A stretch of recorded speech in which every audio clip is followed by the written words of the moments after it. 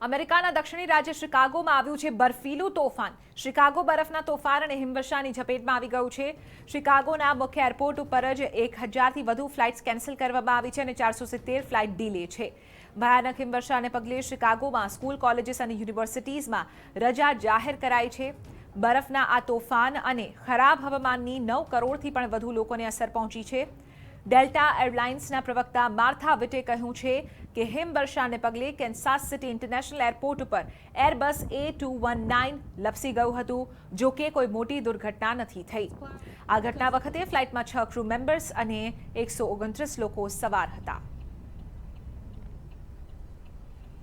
બીજી તરફ ખરાબ હવામાનના કારણે શિકાગોમાં હજુ થોડા દિવસ એર ટ્રાફિક પર નકારાત્મક અસર પડી શકે છે।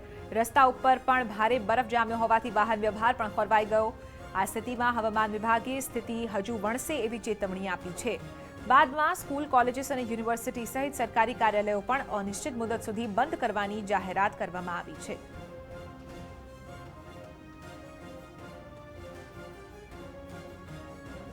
તો શિકાગોમાં ખાસ તો આપણે જણાવી દઈએ કે હવાઈ સેવા ભારે પ્રભાવિત થઈ છે, કારણ કે અહીં બરફનું તોફાન આવ્યું છે। ચારે તરફ સફેદ બરફની ચાદર છવાઈ ગઈ છે, જેની વચ્ચે 100થી વધુ ફ્લાઇટ્સને કેન્સલ કરવામાં આવી છે। આ સાથે 50થી વધુ ફ્લાઇટ્સ ડીલેની સાથે ચાલી રહી છે।